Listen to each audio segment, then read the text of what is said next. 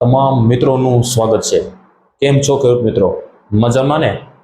અત્યારે તો કેવી મજા છે તો અમને ખબર જ છે, કારણ કે અત્યારે વરસાદ વગર બધું કામ અઘરું છે।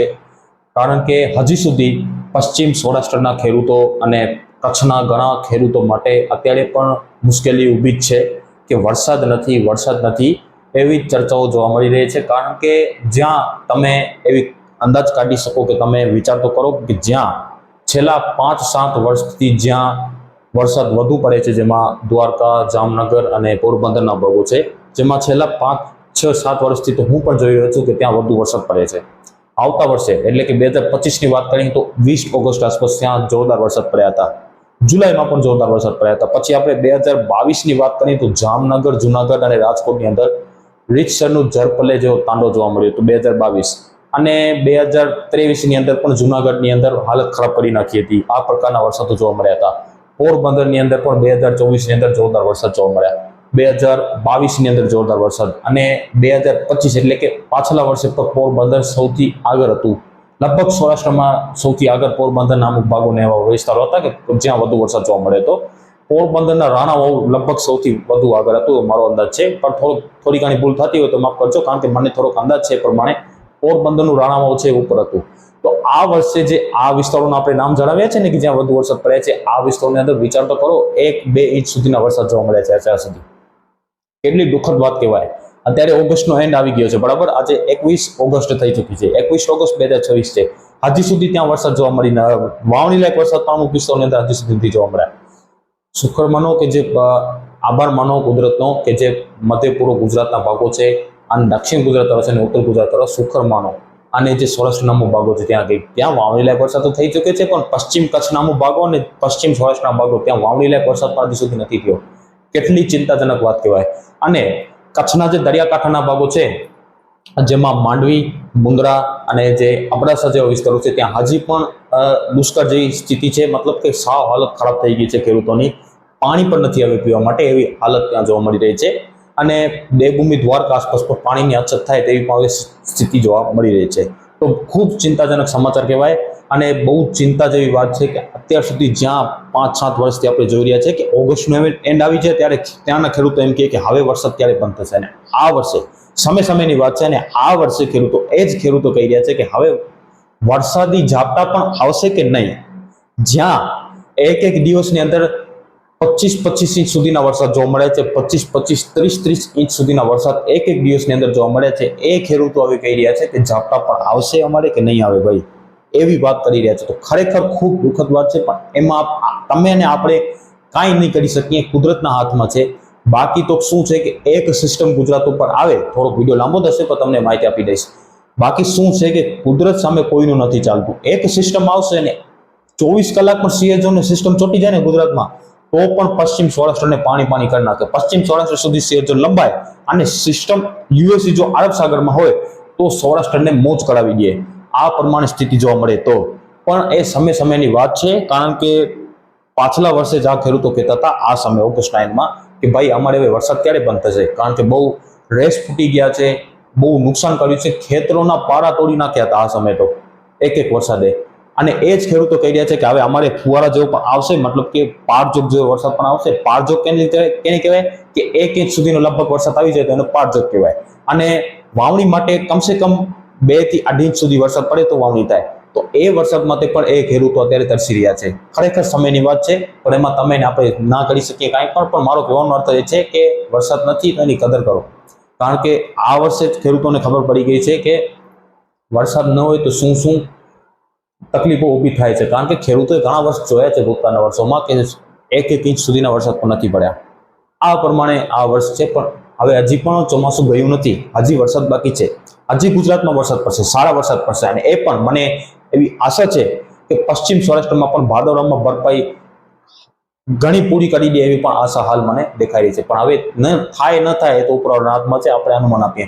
હવે 1 સપ્ટેમ્બરથી લઈ અને 5 સપ્ટેમ્બરની માહિતી આપીશું આ વિડીયોની અંદર। તો હજુ સુધી યુટ્યુબ ચેનલને સબસ્ક્રાઇબ ન કરીએ તો ટોપ ગુજરાતને હવામાનની રેગ્યુલર સચોટ અપડેટ આપતી યુટ્યુબ ચેનલને સબસ્ક્રાઇબ કરી લેજો, સાથે વિડીયોને લાઈક આપીને દરેક ગ્રુપમાં શેર કરી દેજો। ઓગસ્ટના એન્ડ સુધી એટલે કે 30 ઓગસ્ટ સુધી હાલ ગુજરાતની અંદર કોઈ મોટા વરસાદની સંભાવના નથી દેખાતી. એમાં પછી દક્ષિણ ગુજરાત હોય, મધ્ય પૂર્વ, ઉત્તર પૂર્વ ગુજરાત, સૌરાષ્ટ્ર અને કચ્છ તમામ ભાગોની અંદર ઝાપટારૂપી વરસાદી ગતિવિધિ જોવા મળી શકે છે. 30 ઓગસ્ટ સુધીમાં કોઈ મોટા વરસાદની સંભાવના હાલ નથી દેખાતી. જો કોઈ ફેરફાર થશે તો તમને જણાવવામાં આવશે. અત્યારે કોઈ મોટા વરસાદની સંભાવના 30 ઓગસ્ટ 2020 સુધી મને હાલ નથી લાગતી. છતાં કોઈ ફેરફાર થશે તો તમને માહિતી આપવામાં આવશે. અત્યારે કોઈ એવી સંભાવના નથી દેખાતી કે ઓગસ્ટના એન્ડમાં સારા વરસાદ થાય. તો ખેડૂત મિત્રો ખાસ નોંધ કરી લેજો કે ઓગસ્ટના એન્ડ સુધી કોઈ સારા વરસાદ નથી દેખાતા મને. 30 ઓગસ્ટ એટલે કે 30 ઓગસ્ટથી લઈ અને 1 સપ્ટેમ્બરથી ગુજરાતની અંદર વરસાદના વિસ્તારોના પ્રમાણની અંદર ધીમે ધીમે વધારો થાય તેવી સંભાવના હાલ દેખાઈ રહી છે. બંગાળની ખાડીમાં અત્યારે સિસ્ટમોના ટ્રેક બાબતે પણ અસમંજસ આ વર્ષે અને ખરેખર મોડલો પર ગોતે ચડ્યા છે. જીએપીએસ અલગ લાઈનમાં આવે છે અને ઈસીએમડબલ્યુ અલગ લાઈનમાં આવે છે. પણ એવી સંભાવના છે કે આજે 21 તારીખથી આવતીકાલે 22 તારીખે બંગાળની ખાડીમાં એક સિસ્ટમ બનવાની સંભાવના છે. લો પ્રેશર બનશે, ત્યાર પછી 23-24 તારીખે સિસ્ટમ અંદર આવશે. 23-24 તારીખે સિસ્ટમ અંદર આવ્યા પછી ધીમે ધીમે સિસ્ટમ એમપીના ભાગો સુધી આવી શકે છે અને આ સિસ્ટમ એમપીના ભાગો ઉપર જો ફર્યા રાખે એવી સંભાવના 26 તારીખ સુધીમાં હાલ દેખાઈ રહી છે. ત્યાર પછી સિસ્ટમ ત્યાં જ નબળી પડી અને વિખાઈ જાય તેવી સંભાવના પણ દેખાઈ રહી છે. અમુક મોડલો દર્શાવી રહ્યા છે અને અમુક મોડલો એવું દર્શાવી રહ્યા છે કે 27-28 તારીખે વળી પાછી એક સિસ્ટમ બંગાળની ખાડીમાં બની શકે છે. આ સિસ્ટમ ગુજરાતમાં અસર કરે કે ના કરે આવનારા દિવસોની અંદર ખબર પડશે, પણ આ સિસ્ટમ પશ્ચિમી મધ્યપ્રદેશના ભાગો સુધી આવે તેવી સંભાવના હાલ દેખાઈ રહી છે. પણ એ સમયની વાત છે, સમય આવશે ત્યારે એની માહિતી આપીશું. હાલ એવી સંભાવના છે કે 30 ઓગસ્ટ સુધી કોઈ મોટા વરસાદની સંભાવના હાલ નથી દેખાતી. છૂટાછવાયા ઝાપટા, હળવા ભારે ઝાપટા અમુક વિસ્તારોની અંદર જોવા મળી શકે છે. અત્યારની અપડેટ પ્રમાણે જો ફેરફાર થશે તો માહિતી આવશે. અત્યારની અપડેટ પ્રમાણે 30 ઓગસ્ટ સુધી કોઈ ભારે કે અતિ ભારે વરસાદની સંભાવના નથી દેખાતી.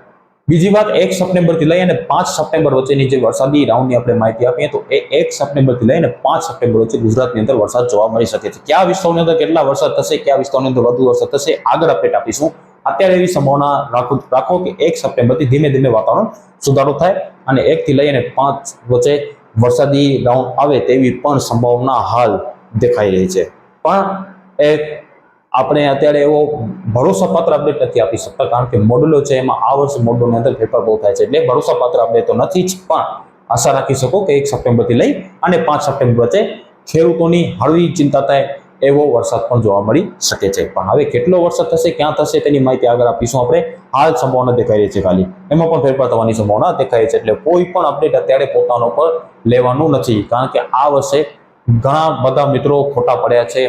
હું પણ ખોટો પડ્યો, ઘણા બધા મિત્રો, પણ એમાં આપણે કાંઈ નથી કરી શકવાના. કુદરતના હાથમાં છે. પણ હજી વરસાદ બાકી છે, હજી ભાદરો બાકી છે, હજી વરસાદ ગયો નથી. અત્યારે વરસાદની કોઈ વિદાય ગુજરાત તરફથી થાય તેવી કોઈ પણ સંભાવના નથી દેખાતી. જો કાંઈ એવી અફવા આવતી હોય તો એને અત્યારે જ સાઈડમાં મૂકી દો, કારણ કે અત્યારે કોઈ વિદાયની સંભાવના નથી લાગતી. પશ્ચિમ રાજસ્થાનમાં 15 સપ્ટેમ્બર પછી થોડી વિદાયની શરૂઆત થાય, પછી ચોમાસું ધીરે ધીરે આગળ વિદાય તરફ વિરોધ થશે. પણ ગુજરાતમાં અત્યાર સુધી કોઈ વિદાયની સંભાવના નથી. તો એ વાત અત્યારે મનમાં હોય, ખેડૂતોના મનમાં, તો એ કાઢી નાખશે તરત. આ હતી 1 સપ્ટેમ્બરથી લઈને 5 સપ્ટેમ્બર વચ્ચેની માહિતી. 22 એટલે કે આવતીકાલે લો પ્રેશર બનશે બંગાળની ખાડીમાં. 23 તારીખે અંદર આવશે, 24 મજબૂત બનશે. કદાચ સિસ્ટમ વેલમાર્ક લો પ્રેશર અથવા ડિપ્રેશન પર બની શકે છે આ સિસ્ટમ પણ, અને એમપીના ભાગો ઉપર જો ફર્યા રાખે અને આગળ ન જઈ શકશે. તેનું કારણ છે કે સૂકા પવનો ઈરાન પાકિસ્તાન તરફથી આવે છે, એના કારણે સિસ્ટમને આગળ જવા માટે અવરોધ બને છે. એ છે કારણ. હવે ટૂંકું ટચ છે. અને બીજી સિસ્ટમ મને હાલ લાગી રહી છે, કાં તો આ જ સિસ્ટમ વિખાશે નહીં તો આ જ સિસ્ટમ આગળ આવશે અને 1 સપ્ટેમ્બર આસપાસ પશ્ચિમ મધ્યપ્રદેશના ભાગો સુધી આવી શકે છે. અને જો આ સિસ્ટમ વિખાઈ જશે તો બંગાળની ખાડીમાં એક અમુક મોડલોનો સંકેત છે કે 27-28 તારીખે વળી પાછી સિસ્ટમ મળી શકે છે. અને એ સિસ્ટમ કદાચ ગુજરાતને ફૂલ નહીં તો ફૂલની પાંખડી લાભ આપે તેવો હાલ અંદાજ દેખાઈ રહ્યો છે. ગુજરાત ઉપર આવશે તેવી કોઈ સંભાવના અત્યારે હું દર્શાવતો નથી. આગળ તેની અપડેટ આપવામાં આવશે. અત્યારે આ વિડીયોની અંદર એટલું જ. જો અમારી યુટ્યુબ ચેનલ જોતા હો તો યુટ્યુબ ચેનલને સબસ્ક્રાઇબ કરી લેજો. ફેસબુક પેજ ઉપર જોડવા માટે ટોપ ગુજરાત હવામાન પેજ ફોલો કરો. ઇન્સ્ટાગ્રામમાં પણ જોડવા માટે ટોપ ગુજરાત હવામાન પેજને ફોલો કરવા અપીલ કરી રહ્યો છું. આભાર.